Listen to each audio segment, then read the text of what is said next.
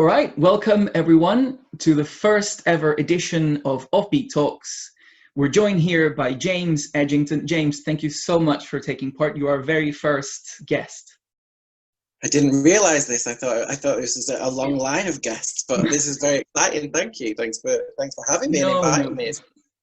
It's very much our pleasure. This show is going to be, this first season of the first series of interviews.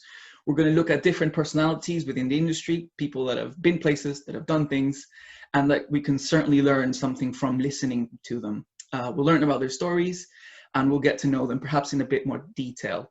And by that, we'll ease our own insecurities and questions and anxieties with regards to this wacky industry as the performing arts. Yeah. Again, thanks again, James, for joining us today. I actually want to start us off. You're very outspoken. You're very outspoken for the communities that you belong to. You know, you're outspoken Virgo. You like your zodiac. You're like your zodiac. You're also very outspoken for LGBTQ rights, trans rights. You're very much in line with that, and also Northern representation and Northern artists. You're very much for that. Yeah. And my very first question in that same spirit is where does the North actually start? Where do you start? For me, the North starts Wolverhampton. probably in Cheshire, from Cheshire on. Really, but it differs. I mean, if you go to London, people, anything north of Watford is. Okay, Watford. All right, fair. And you go to Scotland, anything south of Edinburgh is the south. So it's a range. But for me, yeah, the north and the northwest is a huge hub, and it's grown so much over the past 20-25 years, which is incredible. And I'm, as much as I've been part of the London scene as well, and other scenes in the UK, it's very exciting for me because I'm in this hub at the moment, and there's so much going on. Mm-hmm. So that's where I think the North is. So does that then make Andy Murray more northern geographically, say? Yeah. Yeah, geographically, yeah. Andy Murray, who we don't know if he's going to the US Open, isn't he? I think he was debating whether to go because Djokovic had to drop out.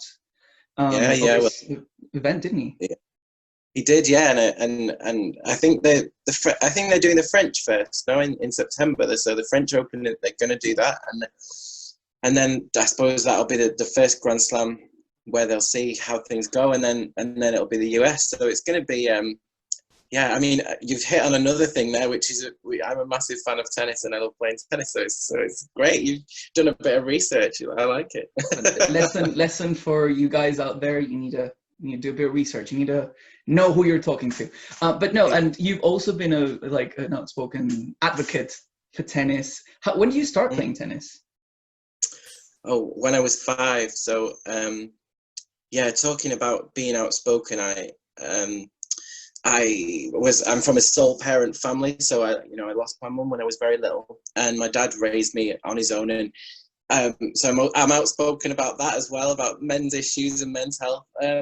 But it was, I mean, my dad just took me wherever, and he played tennis, and he just shoved a racket in my hand, and I started playing tennis, and as it happens, I love it, and it's a great sport, and I suppose I am a bit outspoken about that. I've been lucky enough to play for my county as well, and working in one of my first jobs is on the side of working in theatre and in as a creative was as a tennis pro hitter, so a tennis assistant coach essentially when I was 17. Wow. Okay. So yeah, so it was. Did you ever get to work in any? Well, not work, but what would you call them? The kids that catch the balls. The ball. It's the ball boys. Yeah, no, I never did that. But I've been to 3 of the Grand Slams in the world. So the only one I've not been to is Australia, which I will do at some point. I really wanted to go this year to the Olympics, and that didn't happen for obvious reasons.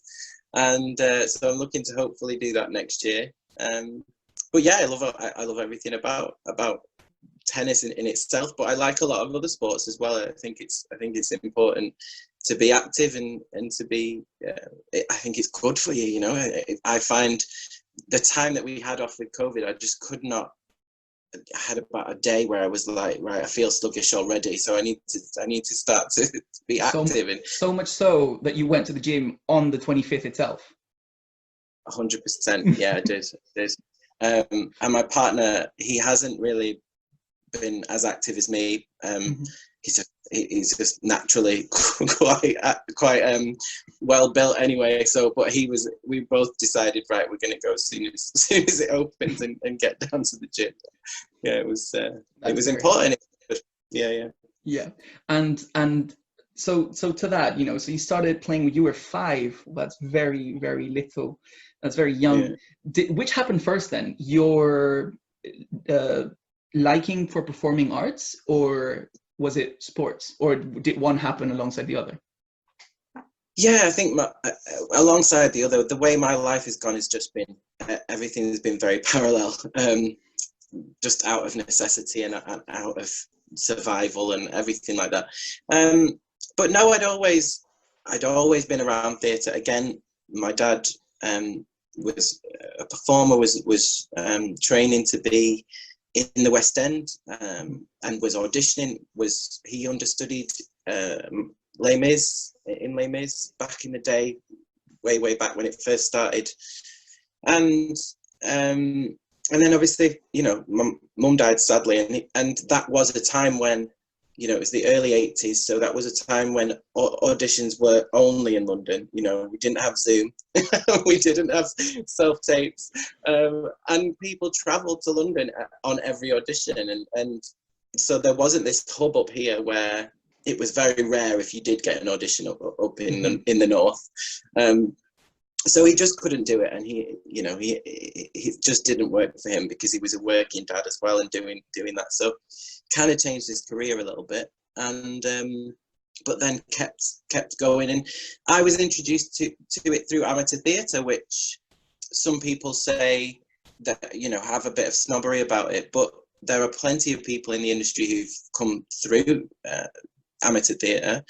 And at the same time, it's an incredibly important grounding for a lot of people, because it just organically teaches you about theatre, about backstage, and in a exciting way.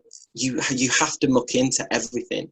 So as much as there's a bit of a cloud of elitism about theatre, and about being a creative, you don't get the chance to do that. And I think it's for me, it was a really good grounding and really good learning, because then when I went and did transition to professional work, I wasn't afraid of kind of lifting a bit of scenery or you know, mucking in or throwing my ideas into the hat, which actually then became quite valid, and you then bounce ideas off other people. It's kind of, for me, dilutes the fear of speaking out, if you like, and having an idea and not having that fear of being wrong. If it doesn't work, it's fine, but it's I think it's a really, really good grounding for anyone. It's you learn by doing, and I think it's something that perhaps universities sometimes don't get, in that masters options, they were running it through some focus groups, and they brought in some alumni and third years to pitch in as to what their thoughts were. And I remember they would advertise these prototypes. Again, they must have been modified before or after they went into their school. But they advertised having a module on an internship as a big thing. It's like, oh, and you will get an internship. Dude, if you are in your third year of university and you haven't got any work experience, you need to start moving. Yeah. You know, you need to be places. Yeah. What are the main lessons that you feel AmDram or amateur theatre teaches? As I said, I think that ability to be an all-rounder, really. Whether that might be off stage, you know, it's not just about being out front and performing, but you know, it's off stage. And I think as well, I suppose it teaches you a negative as well. It teaches you about the politics of people, because and that's not political as in left and right. That's just the politics of hierarchies and things like that. And so, and that in the real world is very important. And I think it's something that you kind of learn those boundaries, and you learn about people. There's the, you know, and that's what you're in an industry that is very people heavy. And by that, it's very ego driven at times. Yeah, and rightly so. Some you know, egos aren't always a negative thing. Ego's just confidence sometimes, but it is driven by that, and it isn't you can't just be in the back office and, you know, and be happy on your computer all day doing a 9 to 5. It's very different, and you have to be able to interact with those people, and that's what, for me, that's what it taught me. And so the only problem is then that when you go back to it, because I still go back and I do workshops, and I have friends who, you know, are still part of that community, and you know, the same things are kind of coming round, and that sort of circle doesn't change, because we never learn. No, it's like a perpetual thing that kind of change, that doesn't change. But that's part of their community, you know, the fact that they want to argue over a bit of material because that costs a little bit more, or that a little bit less, or, you know, and that's part of that, is part of it. But it teaches you about that politics. And then if you're going into as a creative, so I started as a performer, that's all I ever wanted to do, and then very, very quickly found that I loved directing and had a vision for producing, and as much as everything goes hand in hand in terms of you can have the best training, but I think there's a bit of a gift to be able to transition to go to another level of having that talent, for example. I found that, as I said, I really enjoyed the directing side of it and the creative side, and started to work with the committee of the group that I was with, because I found that I could, I was open to the financial aspect of it, which is obviously, again, in the pro world, a very big part of it. I think the financial side of things in the pro world, people get bogged down with it. When I graduated, I had, you know, we had no money. I set up a theatre company in the loose sense of the word. In terms of two-tone theatre. Two-tone theatre, yeah. And we didn't apply for any funding. It wasn't the same as it sort of was now. It was 2005, but it was harder to get that funding. And we made incredible work without, you know, without having that funding there. And then what happened was we became quite renowned in the Northwest. We won a couple of awards, which was amazing for us to do that. And then you found out that there was funding loops, so then we could apply for the funding. But a lot of people nowadays, as soon as there's a block on, oh, we've not got the funding, or we don't have that, they put their creativity away, and I think that's wrong, and that's what I'm quite outspoken about. I think you can create admin is the death of creativity. Yeah, it is. So to an extent. Yeah, and personally though as well, I think, you know, we can all get bogged. I know when I've struggled creatively, I've been bogged down by things like that in my administrative things in my life, and I haven't been creative for a year. I haven't been able to, because I've been so bogged down with stuff that's been going on. So to free that up, and it's easier, obviously it's easier said than done, but just kind of, sometimes you've just got to go, you know, have we really got, you know, big worries that, you know, are we well, are we healthy, and that gets in the rehearsal room, and it can mess things up. Yeah, and so that's what I think, that balance of again, being, you know, going to the gym or doing something that is other, and having your life, and then having creativity, and allowing that to happen is really important. It's kind of like you need to recharge those creative batteries by, you know, exercising is a great way of feeling good, and then feeling active and wanting to do other stuff. I'm actually quite curious. So you met the politics of it in amateur theatre, and you at least know you learned the behind the scenes, the how it's done. Were you conscious about those things, or those personalities and the healthy and unhealthy egos when you were in Carousel? In Carousel. Yeah, so that was my first show, as I'm sure you're aware. I think I became aware of it during the show, because you obviously then have a hierarchy of people who are your boss essentially, or who are in charge. And even though it is amateur theatre, there is that hierarchy, and there is that respect, you know, because you if you think about it, you go to somewhere in any other kind of business, and if somebody isn't in charge, then it's a free-for-all, because they think, well, I could do that better, or I could do that. People still think that, but because there is this hierarchy in place and there's a title, then that soon kind of gets a bit washed down, and people fall into place. Probably Carousel, maybe I started to do that, but then I think when I did South Pacific, which was probably a year after that, maybe 2 years.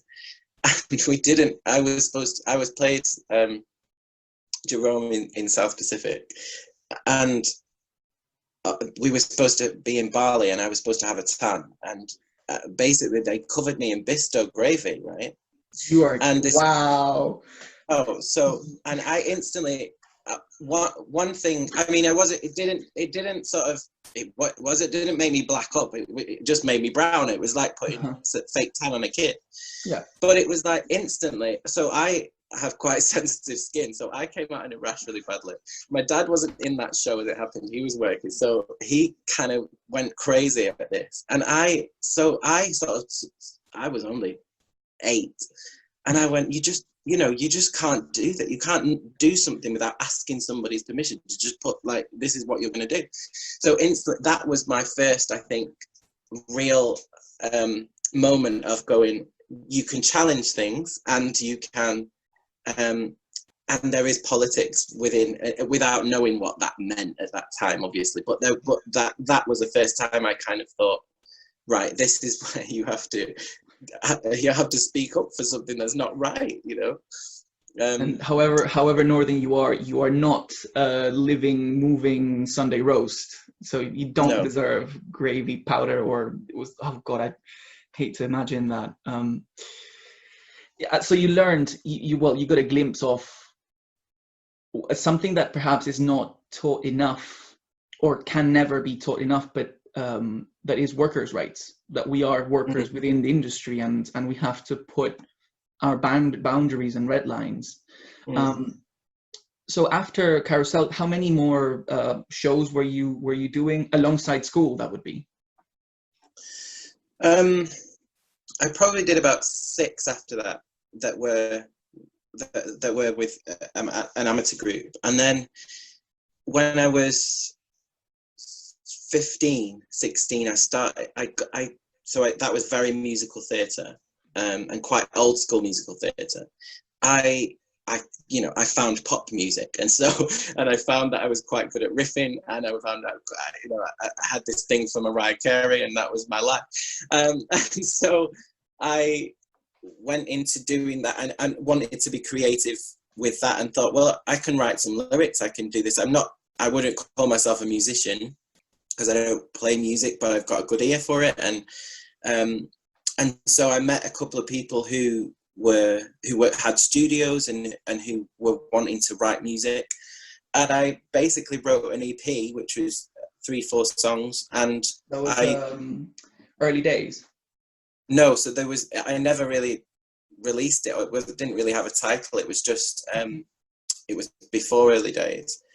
It was what led to that, really. So I did that, and then I got I had a few gigs then, and then I got the big gig, which was Pride. So Pride kind of goes around Europe as a big party for Pride events, but it'll visit major cities, and we got it in Manchester. So again, it was a very fast awakening to that life at 15, 16, to kind of then be on stage and not really understand what was going on, but knew that I was having a great time.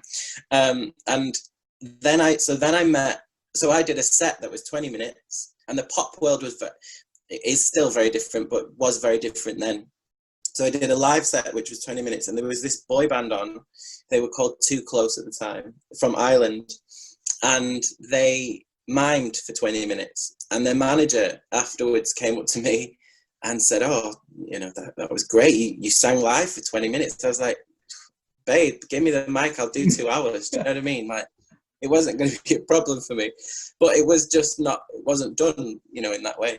So then he introduced me to a producer in Ireland, and then sort of, again, parallel, side by side, I was signed to this studio, and I was going out to Ireland every weekend while I was at school, finishing that off, and writing an album, which was amazing. And again, it was just a really kind of crazy process of doing that. And I got some incredible gigs, and then I got quite well known in Dublin because we released a single over there. And often a lot of even now, a lot of music is kind of put out there as an import. So for example, an English group or English pop star will release something in Belgium, and then it will get released back to the UK, and it will be as if it's like this incredible thing that's a bit exotic because it's come from another country.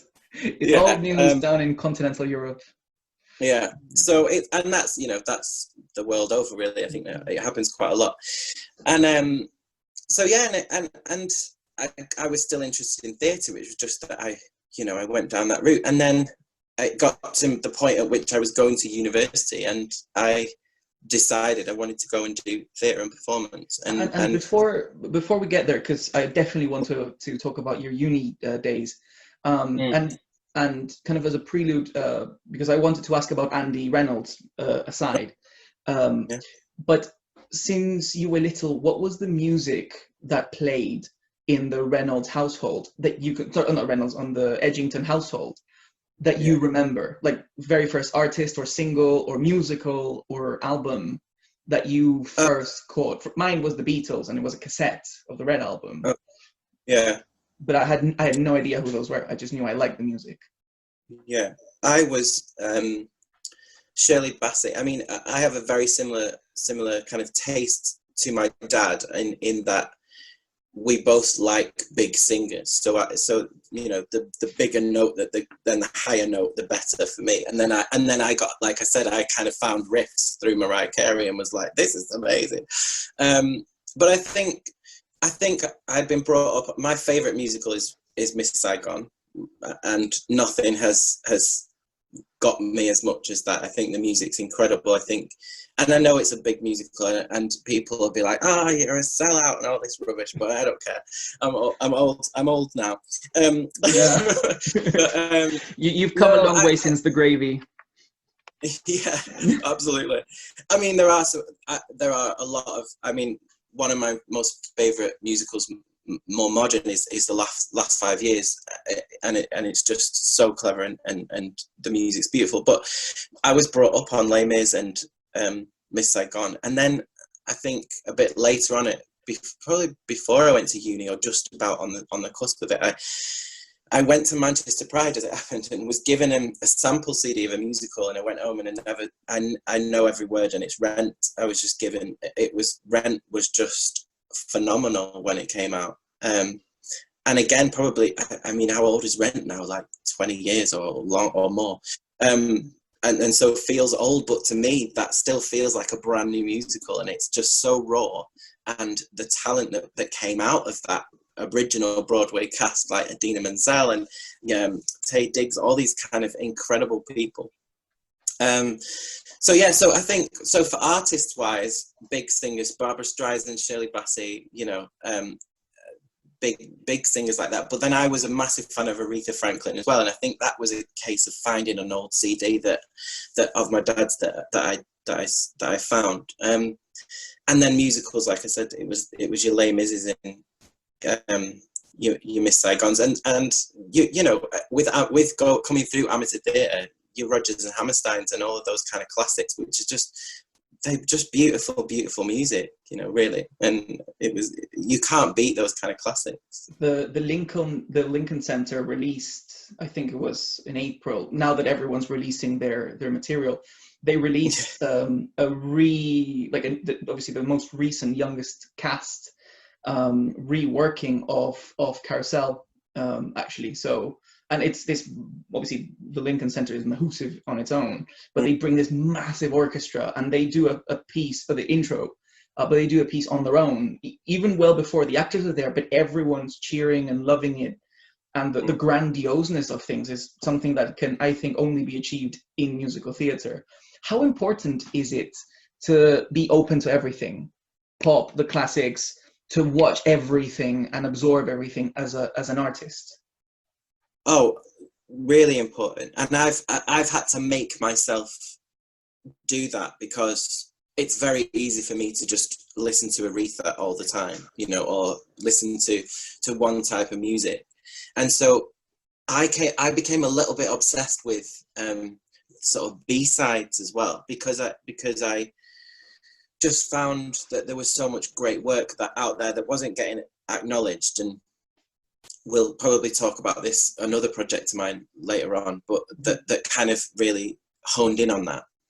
But yeah, I think it's really important. I think because pop as well is being utilised so much more now to get younger people in theatre, you've only got to look at Six or Juliet to know that sound is out there. And then Hamilton comes along and you're like, this is, you know, again, oh, completely. And the talent in people, I've seen so many people who don't review and don't look at the whole picture, totally slate Hamilton because they don't get it.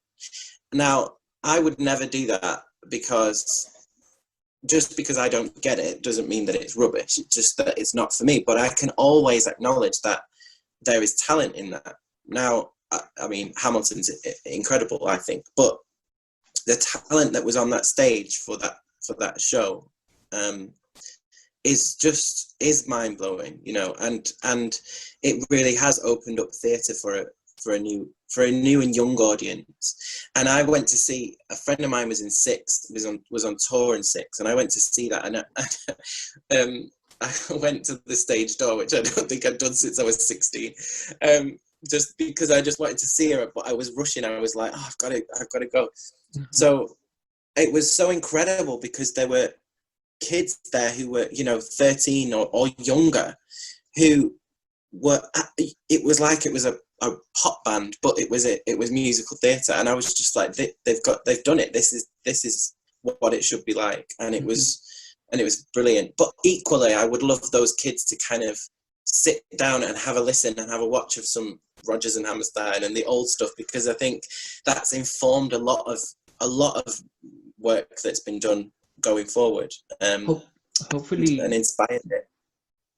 Hopefully the people that you know, music theatre enthusiasts, people trying to get into, listen to all the recommendations. Towards the end, we'll ask for your set of must listens to, for the younger ones to look back.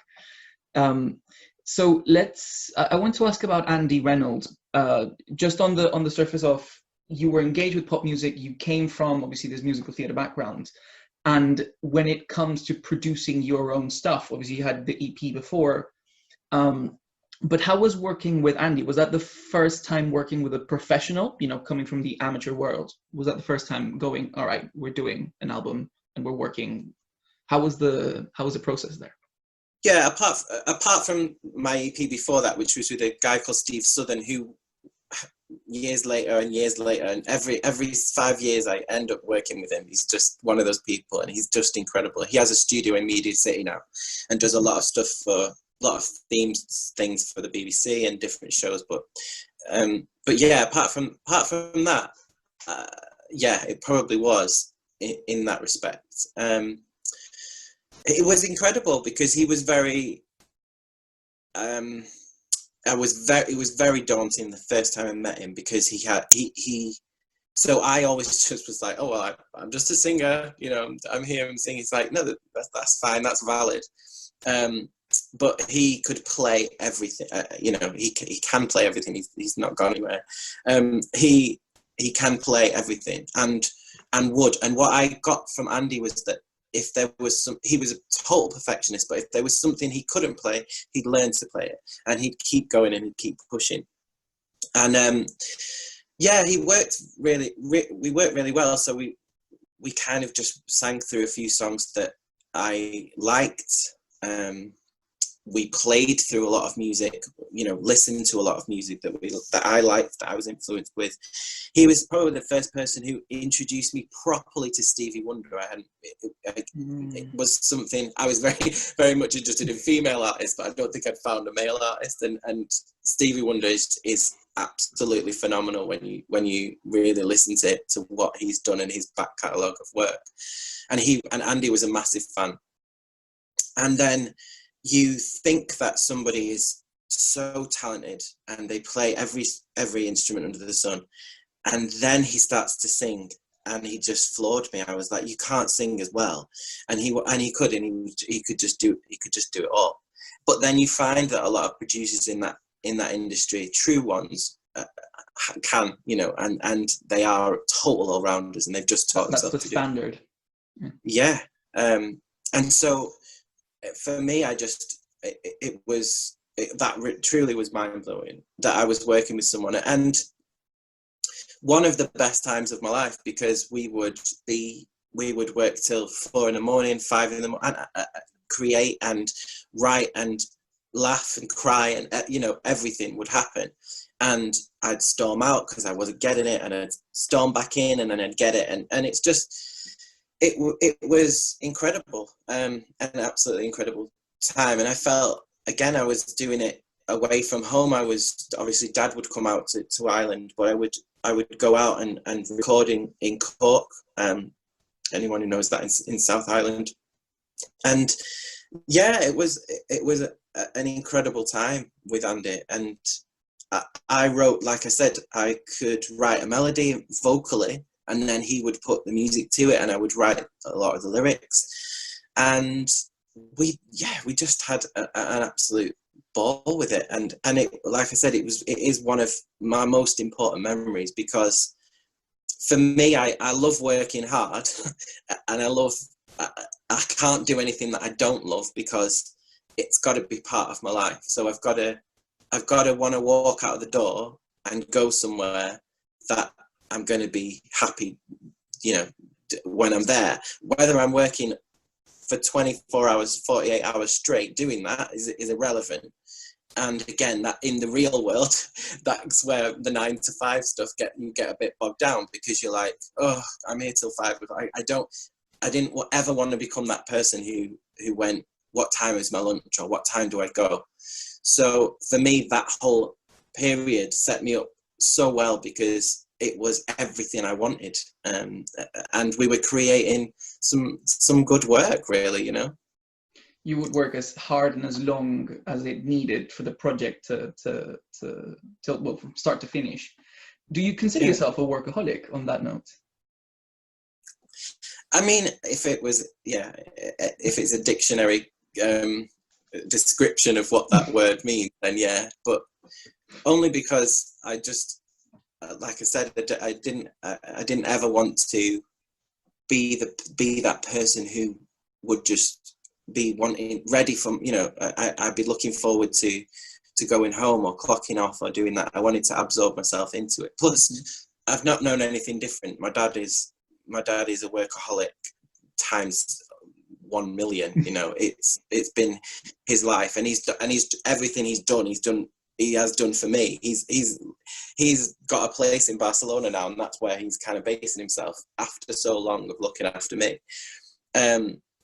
But I know that if the walls fell off, you know, my life, he would still, you know, support me. So that's an amazing. I'm in an amazing position with that.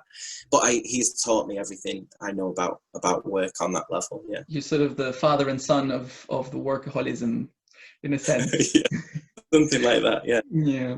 That might be the tagline under it. Anyways, so with all this experience, both in music, amateur theatre, learning from Andy and back from your EP, you take all these experiences and hopefully good practices into university, right? And so you went to Manchester.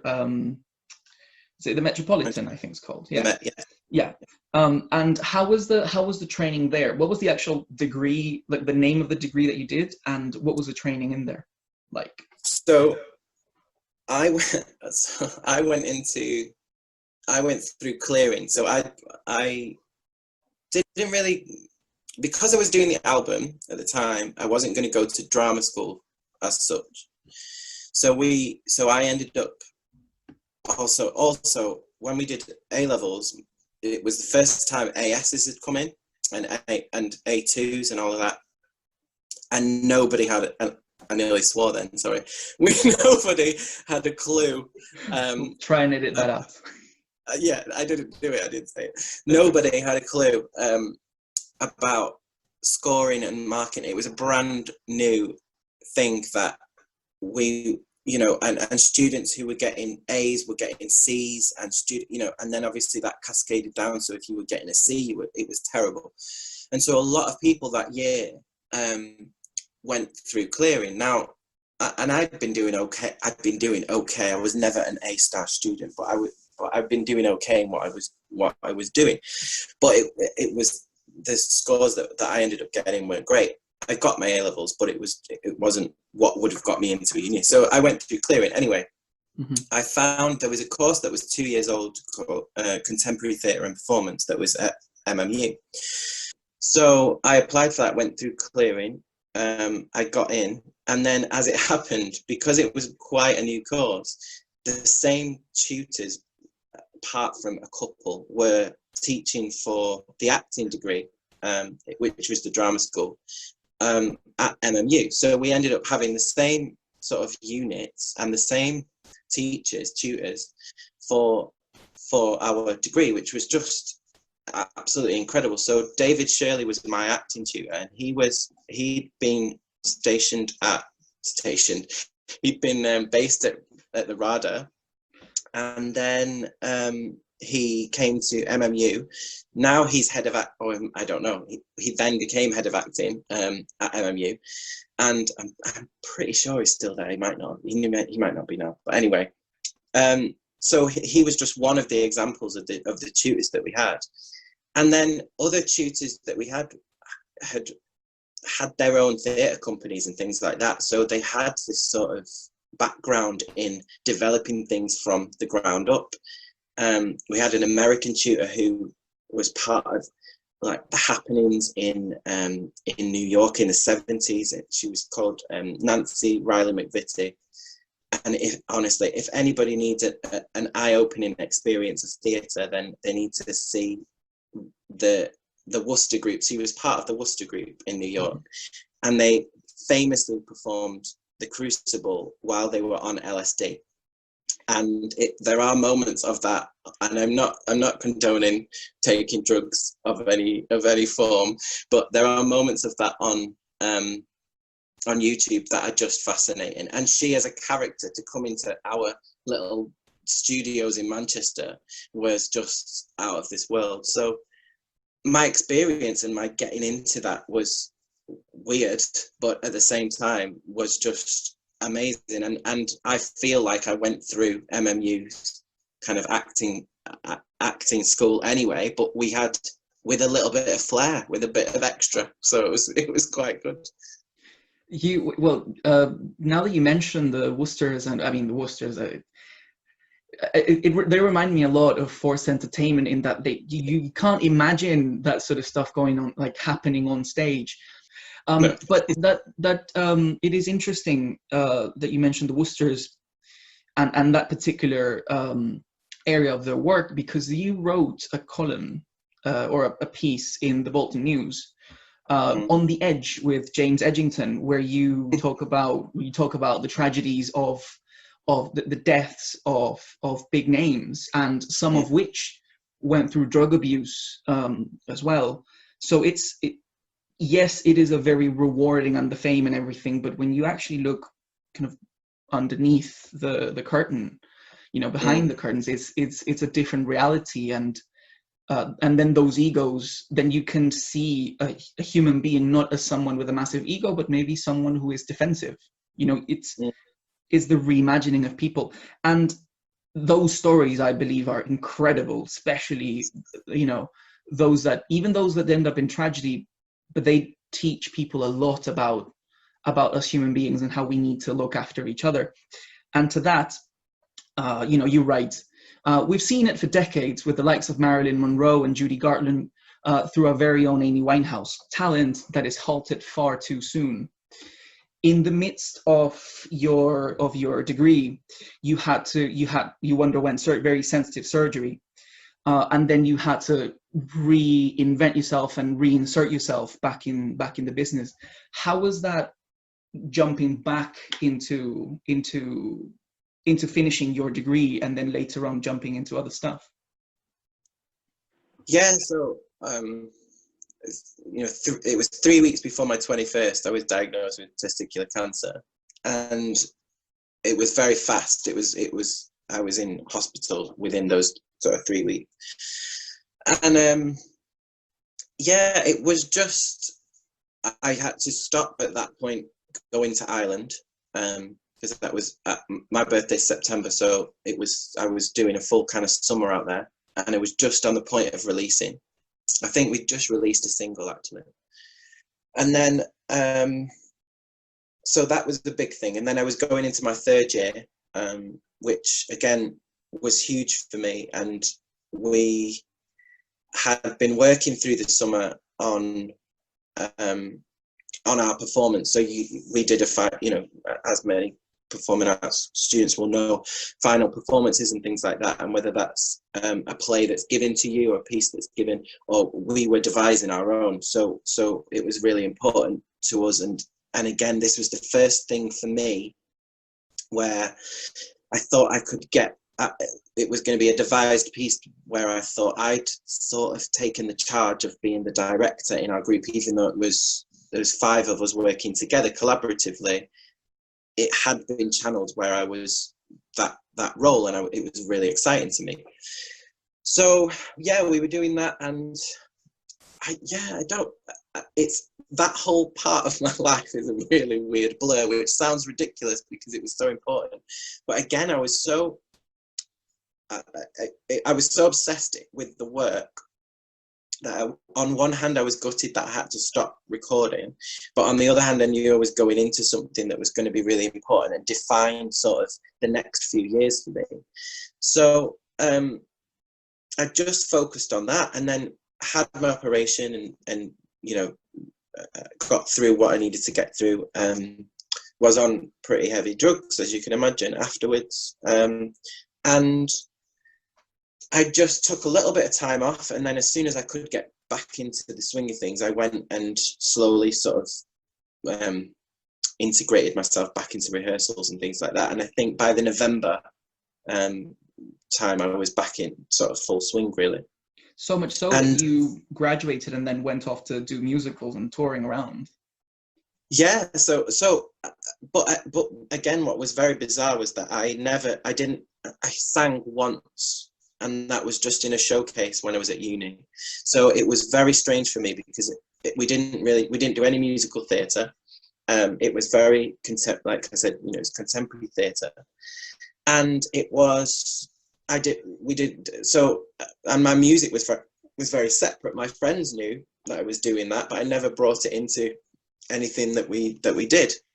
So it was a big focus on the acting and on the creating of work. So yeah, so then when I graduated, I went back to the labels, and I'd been dropped from my label because it's brutal. Basically, the music industry, the whole industry is brutal. But because I'd taken some time off, they weren't interested, and that was that. And yeah, it's very difficult for people to understand that because I was ill, and I think there is a little bit of a chink of that's a bit more, accessible now, I think, or acceptable now, that you could sort of cite that. But when you're a new artist and there's so much money being pumped into you and you lose momentum, that's all that they're looking at is the money. There's 20 people behind you waiting for the opportunity. 100%. Yeah. So I graduated. Did you get an agent? Got an agent. Yeah, I did. I was lucky. I got a northern agent who,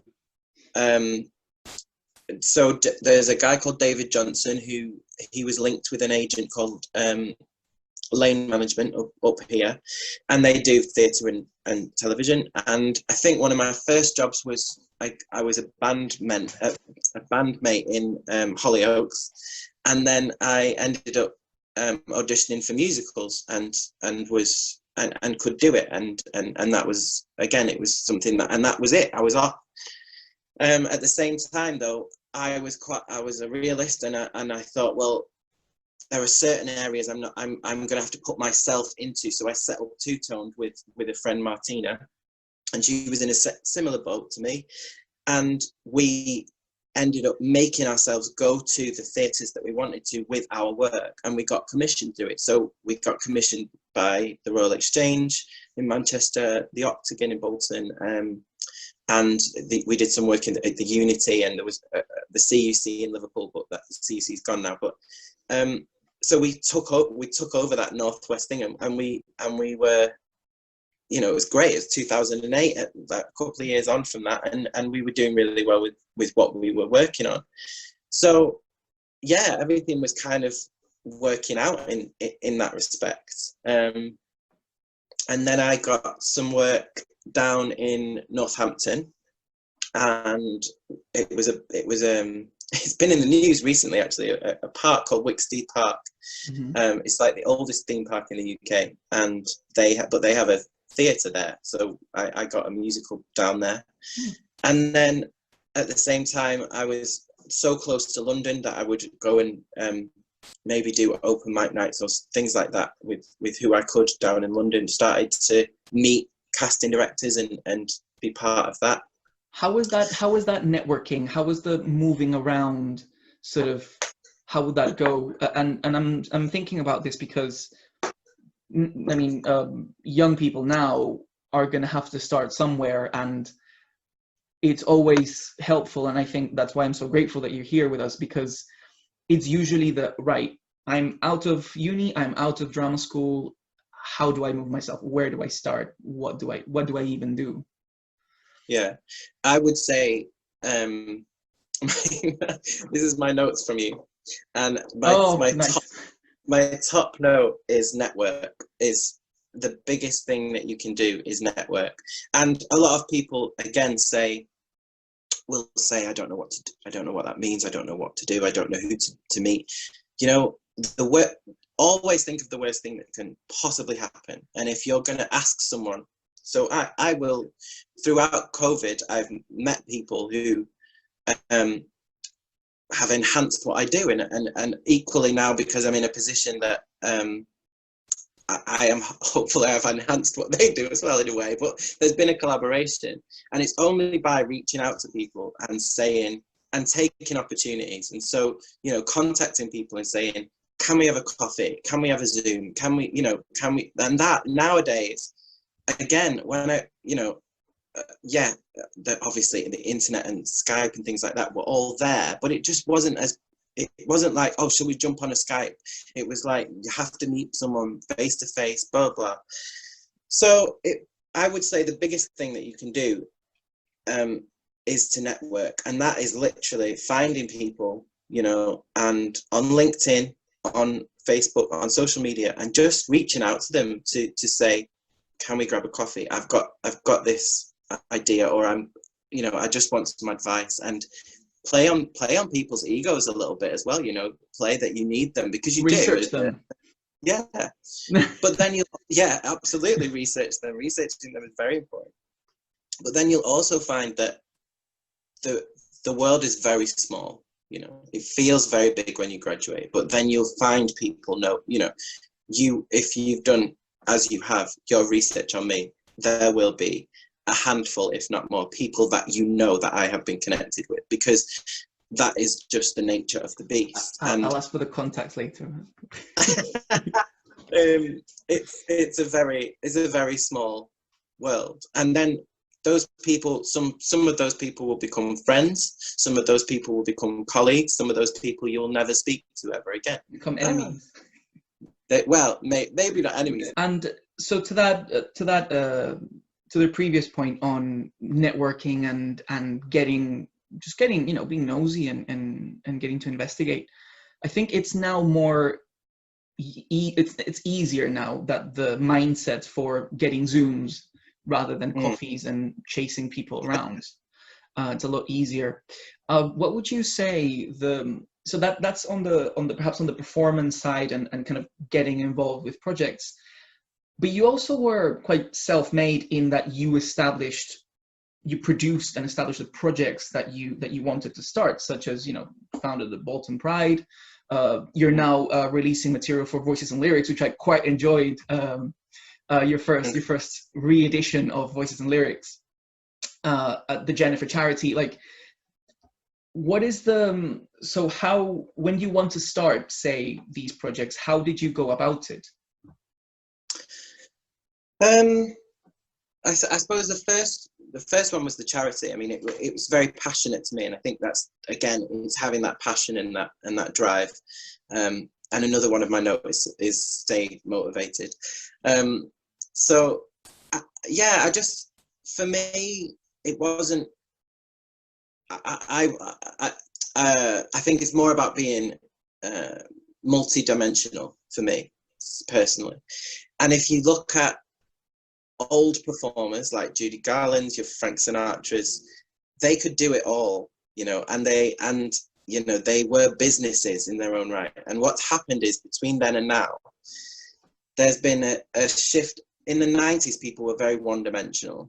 It was incredible, I loved it, but people did one thing. So people were an actor, or they were a director, and blah, blah. This is a big generalization, but this is a trend that happened. And that has changed again, it's shifted. So you will see people on their Twitter handle, they'll be like producer, director, actor, which is great. I think it can be a bit too much sometimes if you list everything. But people have found that they're good at things, that they have a passion for things, and that they can give something to a subject, to a cause. So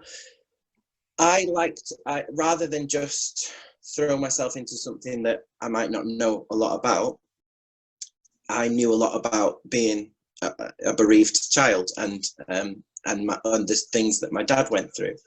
And so I spoke to my dad, and we set up the Jennifer charity, which supports widowed fathers and their children. It was very niche. It's the only charity that does that specifically. There are other bereavement charities that work similarly, but this was very specific to men and dads. And I was just very passionate about it. At the time I did that, it tied it. So me and my dad were semi-finalists on Britain's Got Talent, which was incredible experience. For him, it was sort of rekindling his youth performing. And for me, it was a bit of a boost as to where I was. It's a television show. It's very, very fake, but at the same time, I learned so much backstage, and the vocal coach I had was incredible.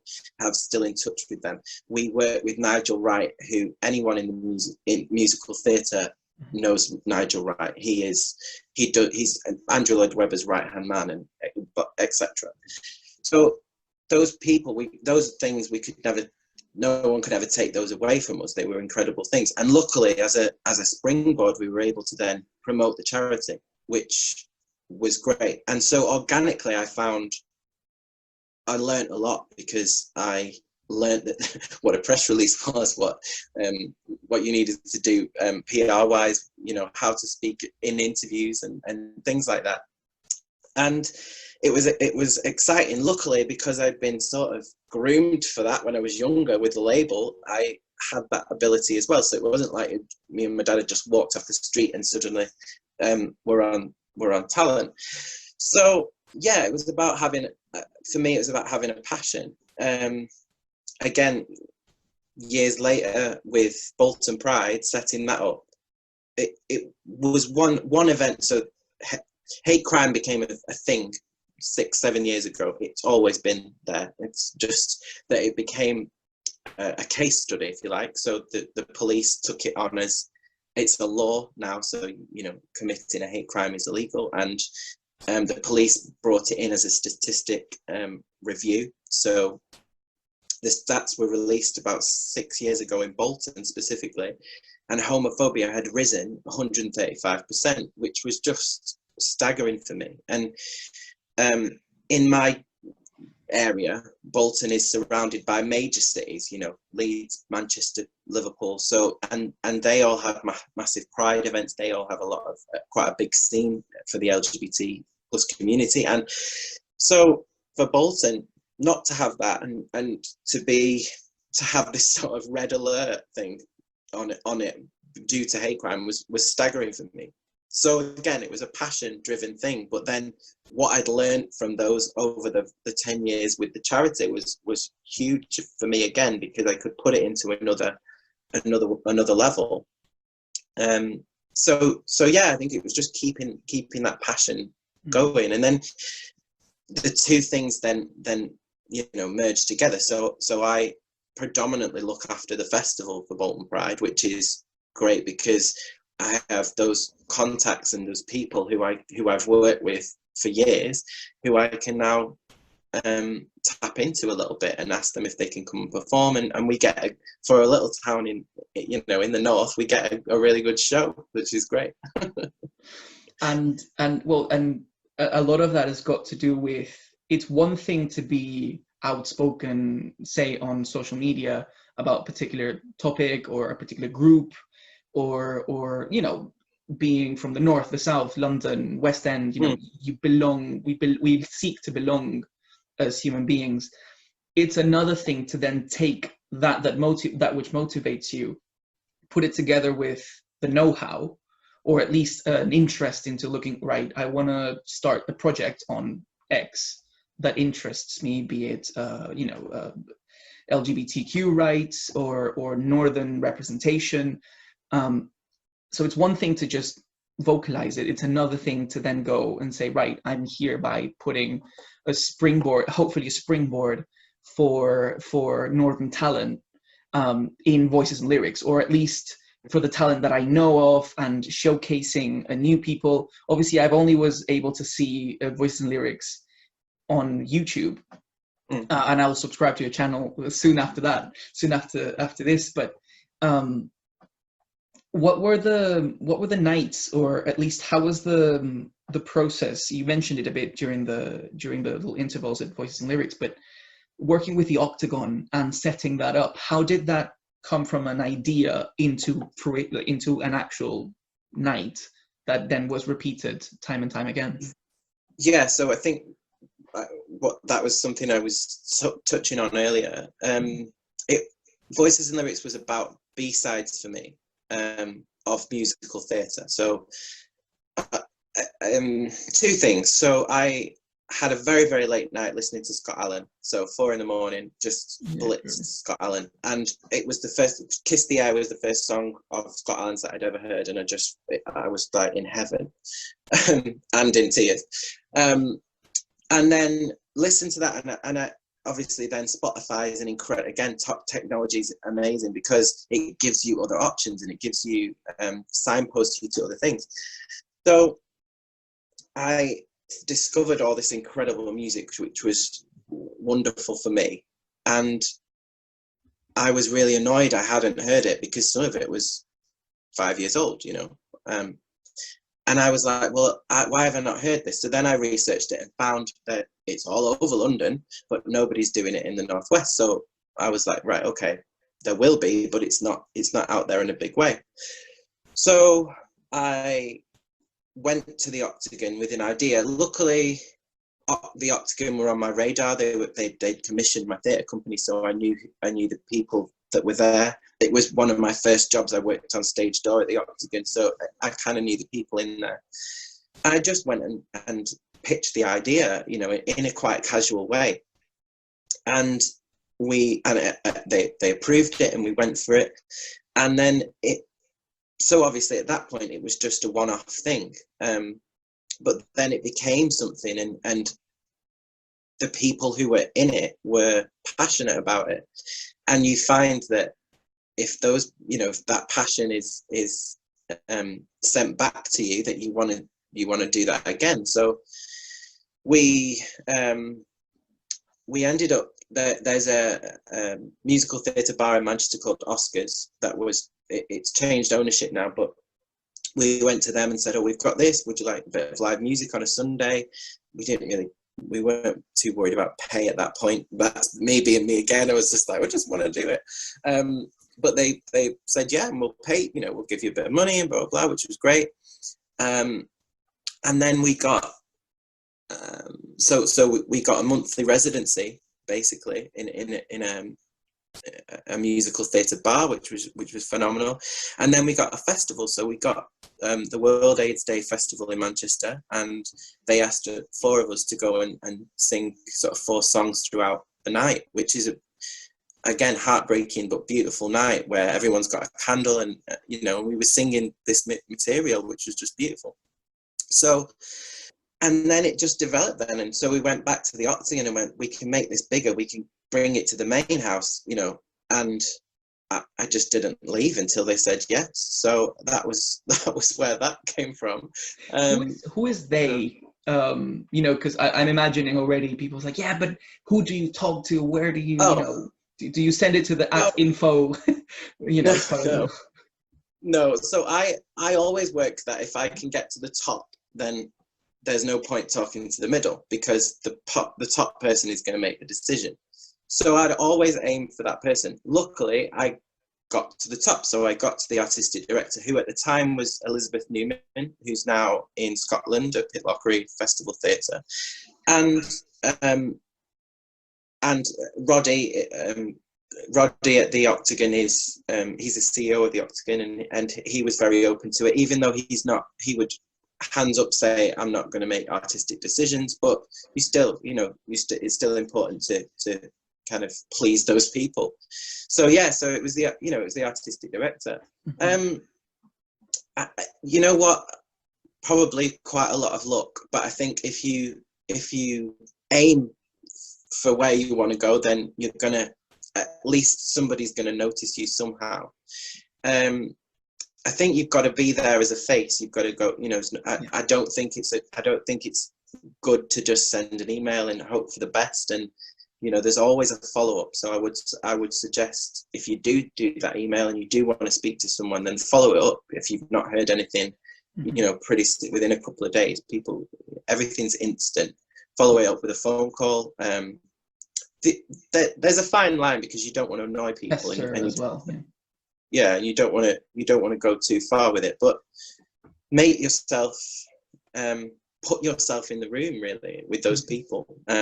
Often with regional theatres, that they have open castings or they have open meetings, and those people are quite accessible. You know, their email addresses are quite open. You can usually find their contact details, and a lot of them are on social media as well. So it's just a case of being quite strong with your idea, I think, and starting small. I didn't go to the Octagon and say, I knew that the show could go in the main house. I knew that from day one, but I didn't go to the Octagon and say, let's put it in the main house, because I would have got laughed out the door. That didn't happen up until 2018, you said.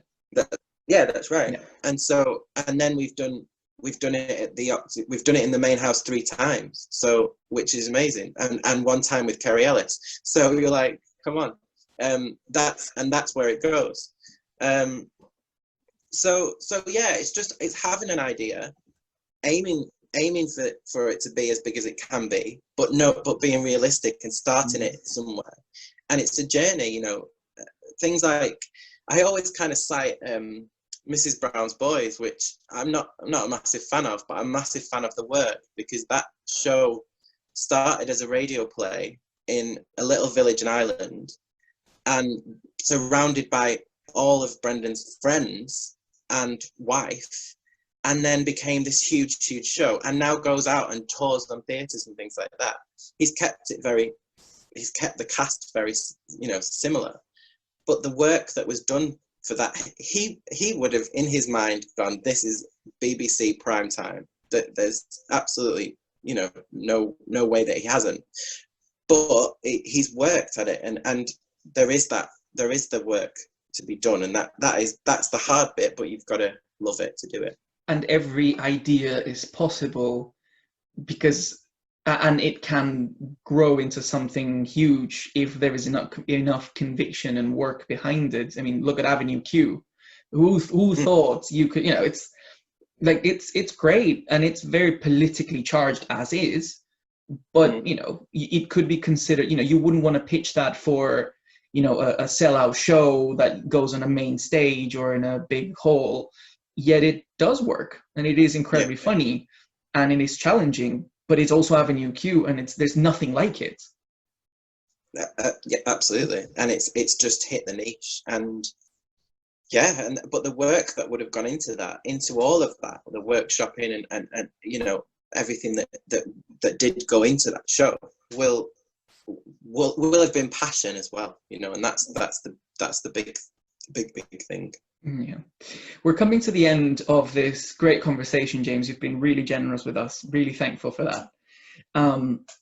I'd like to recap on some of the stuff that we've covered, on the networking, on the being there, on the picking yourself up and reinserting yourself into the business, into learning your rights just as equally important. Putting yourself out there, but not letting yourself be pushed around. Having curiosity that you mentioned into exploring the show business, listening to a bit of everything. I think for all those of you guys watching, that's something we must by all means, and it's hard nowadays because of current situations and the state of the arts, but it's learning that if we fail, we have to continue pushing forward. It's never the end of the arts. The show will go on. So as an observation is, there's many lessons that you've left us throughout this hour conversation. If you could, and I'll ask for this as an imagination exercise, if you were to face, Back to the Future, and we travel back to young, pre-artistic conscience James, and you from now were to face probably tennis, post-tennis James Edgington, tiny James Edgington, what would you say to your younger self with respect, thinking of everything that we've covered and everything you went through from that point till the person you are now? I would say, don't be scared of what ifs, really, because it's something that I've conditioned myself not to do. So what ifs are irrelevant. We can't predict the future, and we can't do a what if of the past, but I think a lot of people are put off by things because of fear. So a couple of examples just to go on. So the LGBT plus community, for me, huge passion because of hate crime that was very personal to me in my hometown, but I knew nothing about trans issues, and so I taught myself, and I asked people, and I networked with people who did know. And it's very easy to kind of go, well, I'm gay, I'm part of the LGBT community, so I know all of that. But we don't. And it's equally the same in creative industries. I think it's really important to put the fear down of getting up a ladder and knowing what that light is or what that light does. And I would say, throw yourself into something, just, you know, one thing that's out of your comfort zone. And I think that's what I would have said to myself. So stop being scared and get out of your comfort zone. And I think if you're training as an actor, then that is not all you're going to be, and that's not all you're going to do, and know some other things. So learn about set design, learn about some script writing, because there'll be a day when you're in the room with someone and they use a bit of technology, they use a bit of technical jargon, but you'll know and you'll be aware of what that is, and then you'll impress them, and then, you know, that goes on as a journey. So don't be scared, and learn and put yourself into your, you know, out of your comfort zone. Mm-hmm.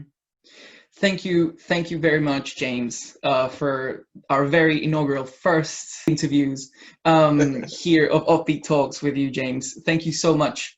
I know that you have charities and initiatives that I would like for you to tell our audience about, where we can follow that and how we can contribute with your causes as well. So I will borrow a phrase. I will love you and leave you with James Edgington.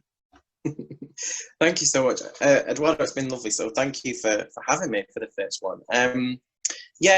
Just for the charity for widowed fathers, if anyone wants to see that, again, we're on social media. It's the Jennifer Charity, and the website's jennifercharity.co.uk. For Bolton Pride, if anyone's in the Northwest and fancies coming over to Bolton Pride, it's the festival is every September. It's boltonpride.co.uk. Again, all over socials, and follow Voices and Lyrics and me on social media, James Edginton, and Voices and Lyrics, and do a bit of research. And if you're a vocalist and an actor, actress, then get in touch with us. And, you know, I'm happy to bung you on a stage, you know, and and get you to show off a little bit. It's good fun. Let's put ourselves out there, people. That's the single best lesson from James Edgington. Thank you very much.